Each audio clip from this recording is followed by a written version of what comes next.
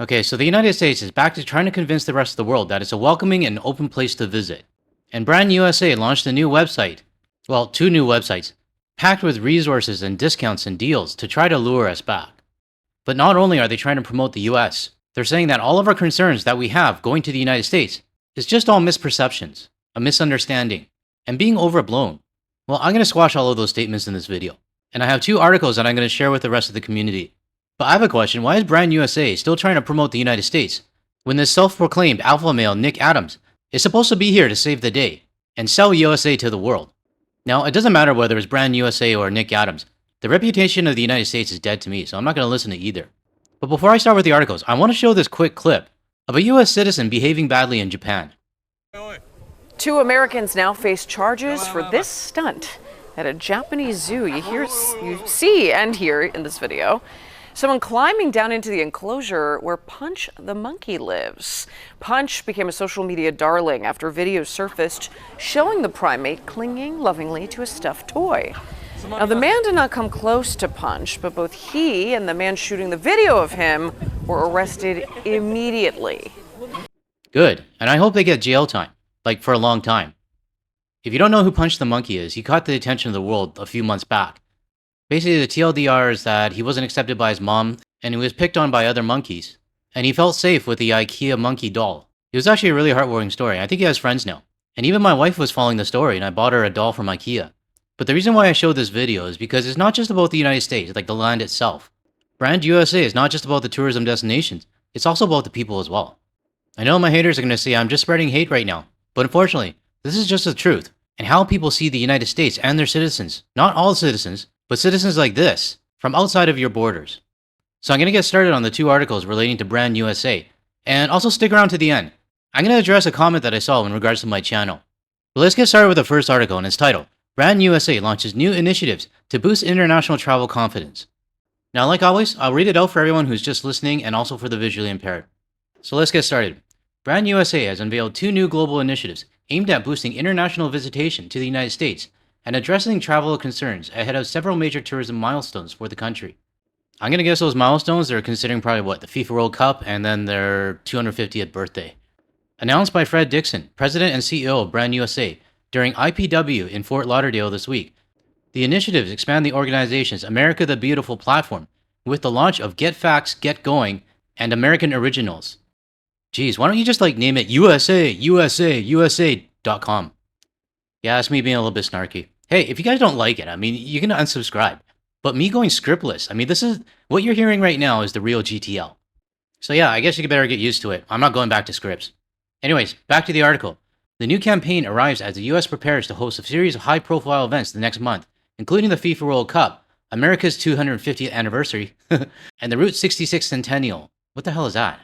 Anyways, in line with our mission to impact the US economy through travel exports, we have the opportunity to further build travel confidence and inspire visitation, Dixon said. Dixon. We want international visitors to know that we are open for business and warmly welcome them. Brand USA is the new initiative that are designed to work together under the broader strategy to drive international demands for US travel. Since launching globally last year, October, the America Beautiful campaign has served as the organization's flagship platform, promoting US travel experiences to international audiences.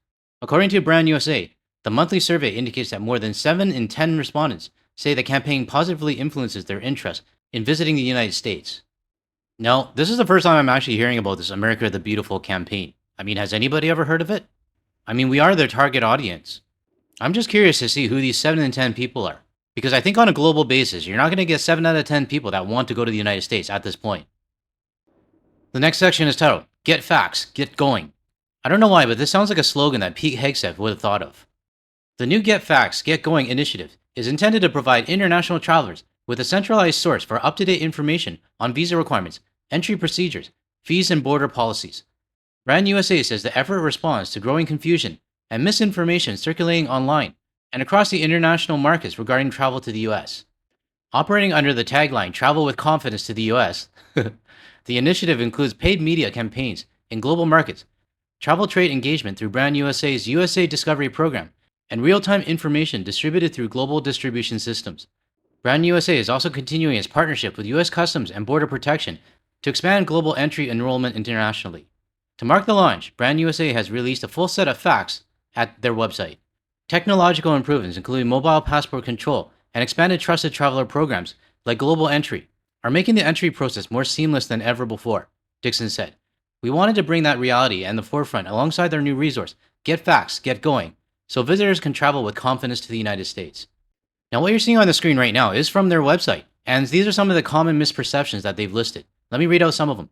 Am I welcome to the United States as an international traveler? Do I need to pay a $250 visa integrity fee in addition to the standard visas? Do ESTA applications require me to disclose all my social media activity?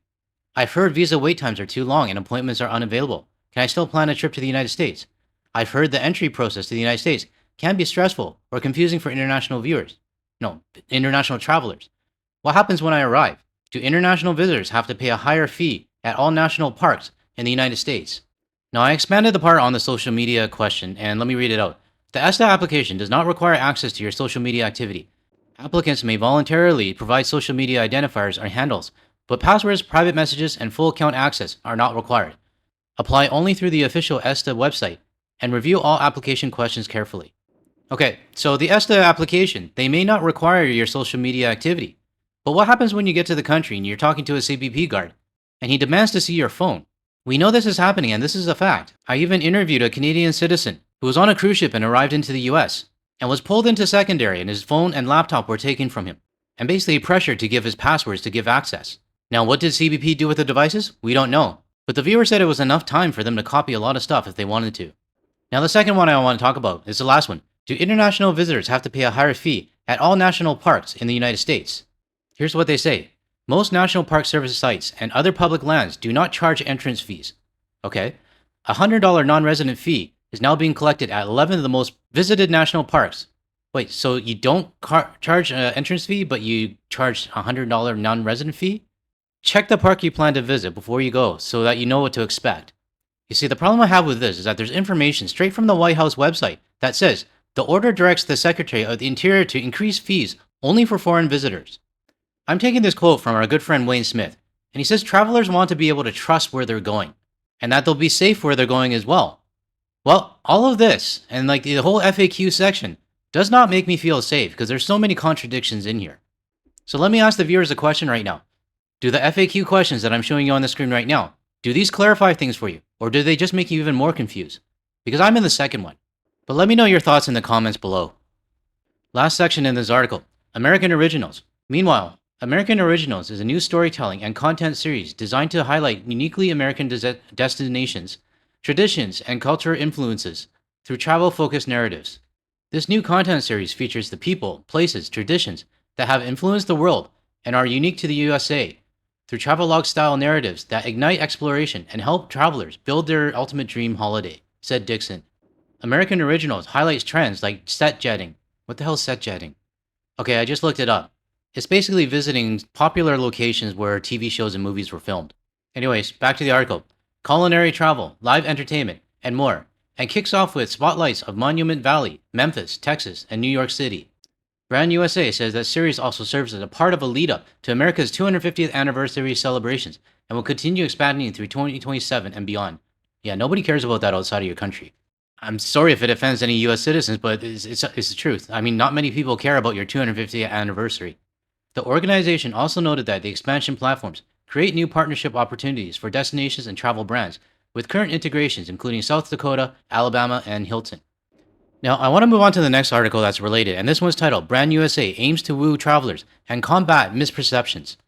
Now, I'm not going to read the whole thing because there's a lot of overlap between the last article and this one.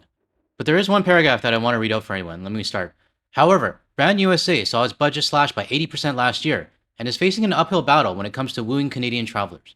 A recent survey found that 70% of Canadians have no intention of visiting the US in the foreseeable future, while new data from the University of Toronto reveals a 42% decrease in US-bound cross-border travel.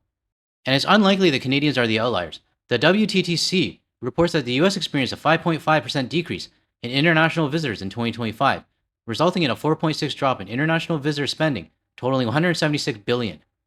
The change to Brand USA's platform come as the US prepares to welcome visitors to the 2026 FIFA World Cup, America's 250th? They keep talking about this. And the Route 66 Centennial. I'm gonna have to look up that one. I don't even know what that one is. In line with our mission to impact the US economy through travel and exports.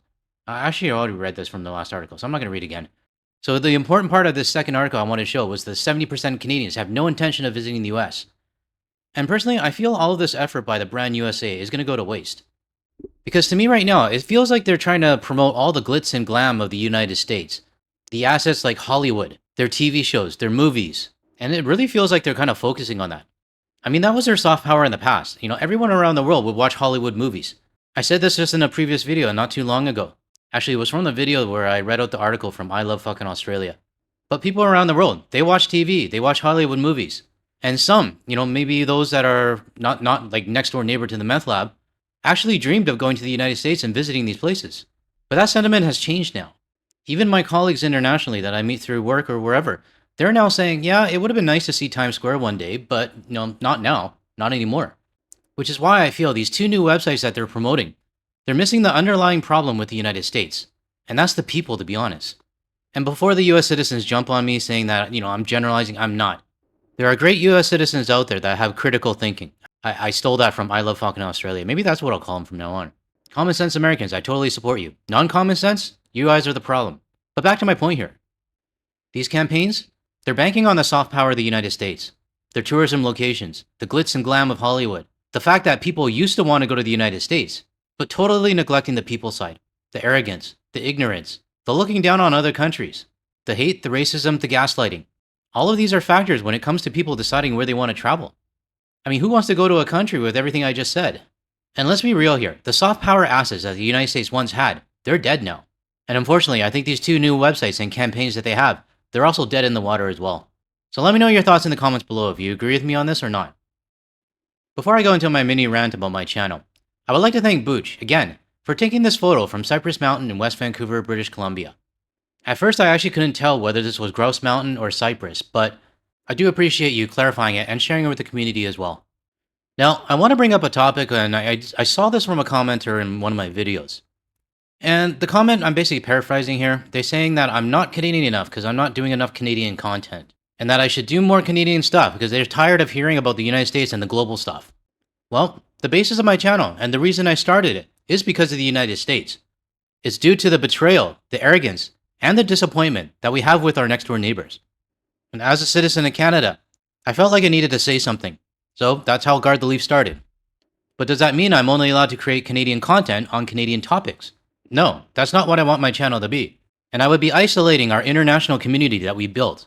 And for anyone that says I'm not Canadian enough in terms of what my content is, well, I think that doing interviews with Canadians, interviewing Canadian businesses that are struggling, and helping to feature petitions on my channel, and talking to creators of petitions on my channel. For me, I feel that's me being Canadian. And if that's not enough for you, I can't do anything about that.